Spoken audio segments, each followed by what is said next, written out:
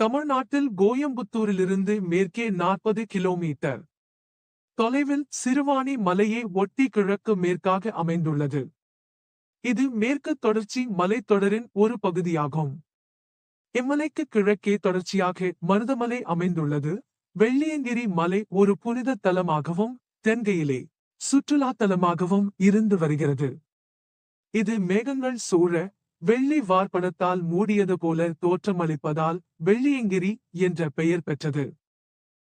மலையடிவாரம் பூண்டி என அழைக்கப்படுகிறது. இந்த அடிவார பகுதியில் வெள்ளியங்கிரி ஆண்டவர் கோவில் உள்ளது. சுமார் 3500 அடி உயரமுடைய இம்மலை 7 முடிகளை கொண்டுள்ளது.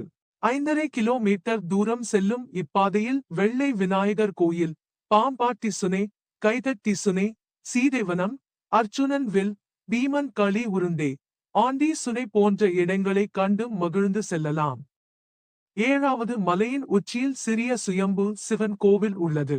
இரவில் மலையில் காட்டு யானைகள் மற்றும் விலங்குகளின் நடமாட்டம் தொடங்கிவிடும் என்பதால் இங்கிருந்து மாலையிலேயே திரும்பி விடுதல் பாதுகாப்பானது என்று சொல்லப்படுகிறது. ஆனால் அனைவரும் இரவில் பயணத்தை தொடங்கி அதிகாலை மலை உச்சிக்கு சென்று சேர்கிறார்கள். மலையேறும் பக்தர்கள் அதிகரிப்பதாலும் அவர்கள் பயன்படுத்தி தூக்கி வீசும் பொருட்களாலும் இம்மலையின் இயற்கை சூழல் சீர்கெட்டு வருகிறது. இயற்கையை சீரழிக்காமல் இறைவனை வணங்க பயணம் செய்வது நமது கடமையாகும். வெள்ளியங்கிரி மலையின் முகட்டிலிருந்து நோக்கினால் சிறுவாணி மலைக்கு மேற்கே கல்லடிக்கூடம் மலையிலிருந்து வடக்கு நோக்கி விழும் அழகிய முத்திக்குளம் அருவியை காணலாம். வெள்ளியங்கிரி மலையிலிருந்து பார்க்கும்போது முத்திக்குளம் அருவியில் ஆண்டு முழுவதும் நீர் வருவது தெரிந்ததால்தான் அங்கிருந்து நீர் கொண்டு வர சிறுவாணி அணை திட்டம் உருவாக்கப்பட்டது. இங்கு பெண்கள், குழந்தைகள் செல்ல தடை விதிக்கப்பட்டுள்ளது. வெள்ளியங்கிரி மலை உருவான வரலாறு. நாட்டின் தென்கோடி முனையிலே சிவனையே மணப்பேன் என விடாப்பிடியாய் நின்ற ஒரு பெண், தன்னை ஈசனுக்கே உரியவளாய் ஆக்கிக் கொள்ள ஆயத்தப்படுத்திக் கொண்ட பெண், ஈசன் இந்நாளுக்குள் தன்னை அடைய வேண்டும் என உறுதியெடுத்துக் கொண்ட பெண், ஈசன் வராது போனால் நான் உயிர் துறப்பேன் என சூளுரைத்திருந்தாள்.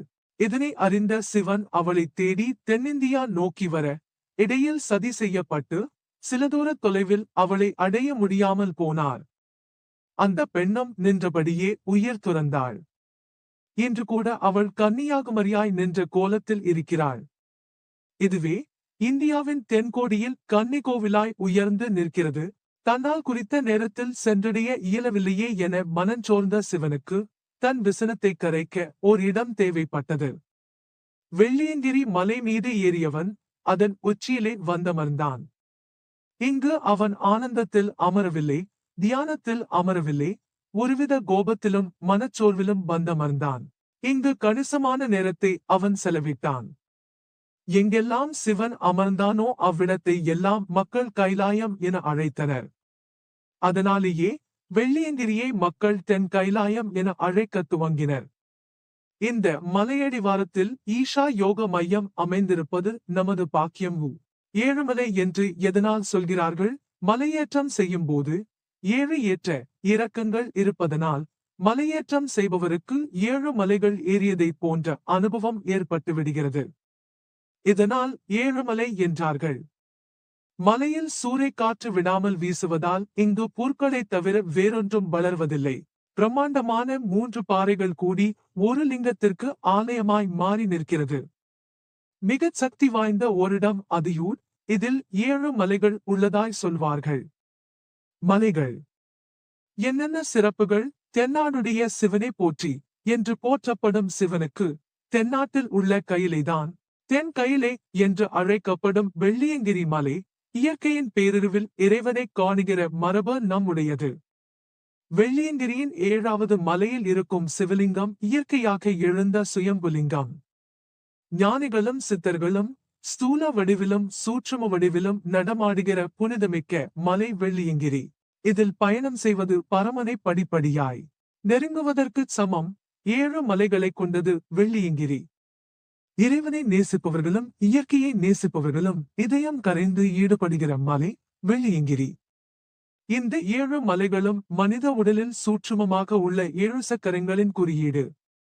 பங்குனி, சித்திரை மாதங்களில் சிவகோஷம் எழுப்பிய வண்ணம் பக்தர்கள் கூட்டம் கூட்டமாக மலையேறி வழிபடுவது வழக்கம். ஆண்டு முழுவதும் மலையேற வருகிற பக்தர்களும் உண்டு. முதல் மலை. முன்பெல்லாம் கைகால்களால் தவழ்ந்து ஏறி வந்த இந்த மலையில் இப்போது படிக்கட்டுகள் வந்துவிட்டன.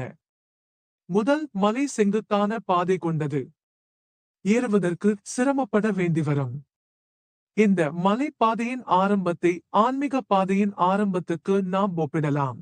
ஆன்மீக பயிற்சிகளை பின்பற்றுவது எப்படி ஆரம்பத்தில் சற்று சிரமமாக இருக்குமோ அதுபோல முதல் மலை ஏறுவது சற்றே சிரமமாக இருக்கும்.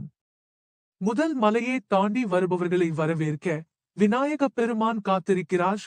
இரண்டாவது மலை.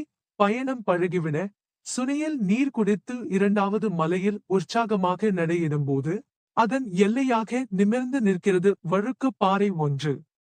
இந்த பாறையில் ஏறும்போது புதுமையாய் இருக்கிறது. வழுக்கு பாறை வந்தவுடனேயே இரண்டாவது மலை முடிந்துவிட்டதை பக்தர்கள் புரிந்து கொள்கிறார்கள். மூன்றாவது மலை. மூன்றாவது மலையும் ஒரு சுனையோடு துவங்குகிறது.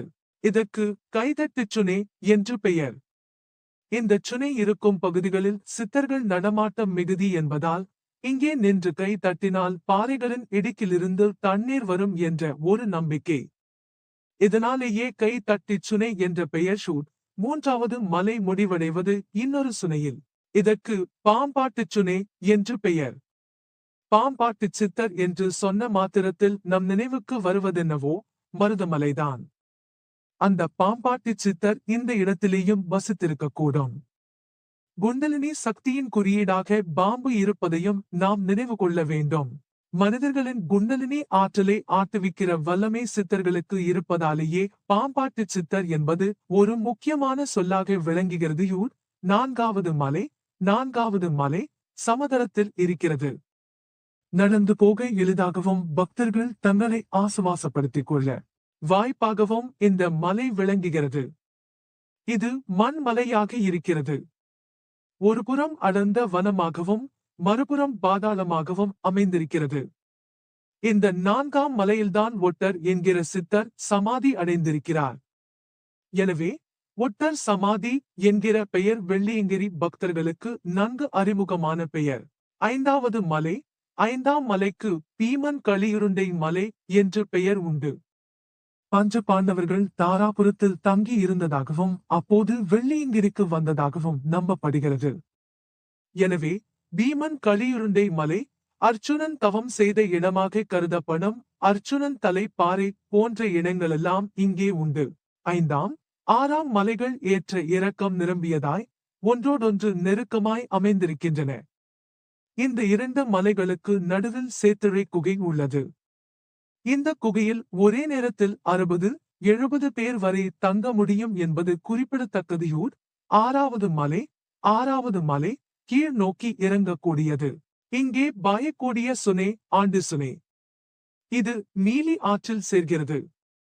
இங்கே குளிப்பது மறக்க முடியாத சுகமான அனுபவம் என்கின்றனர் பக்தர்கள். ஐந்தாவது மற்றும் ஆறாவது மலைகள் வெள்ளை மணல் கொண்டவை. எனவே இவற்றுக்கு திருநீற்றுமலை என்றும் பெயர் உண்டு. இந்த திருநீற்று மலையிலிருந்து வெள்ளை மணலை இறைவனுடைய திருநீராகவே போற்றி வீடுகளுக்கு கொண்டு செல்வது பக்தர்களின் வழக்கம். ஏழாவது மலை சுவாமி முடி மலை என்று பெயர் கொண்ட ஏழாவது மலை மேல் ஏறுவது முதல் மலையில் ஏறிய போது இருந்த அதே அளவு சிரமமும் சவாலுமானது. இதில் பெரும் பாறைகள் மூன்றும் சேர்ந்து இயற்கையாகவே தோரணம் போல் அமைந்திருக்கும் அரிய காட்சி கண்களுக்கு விருந்தாகிறது. இதை தோரண வாயில் என்று அழைக்கிறார்கள். ஏழாவது மலையில் இருக்கிற சுயம்புலிங்கம் அனைவராலும் வழிபடப்படுகிற வெள்ளியங்கிரி ஈசன். மலையேறி வந்த களைப்பும் நாம்தானா ஏறி வந்தது என்கிற மலைப்பும் பறந்து போகும் விதமாய் அடர்ந்த வனங்களின் மடியில் உயர்ந்த மலைகளின் நடுவில் யுகம் யுகமாய் கோயில் கொண்டு இருக்கிறார் வெள்ளியங்கிரி ஈசர்.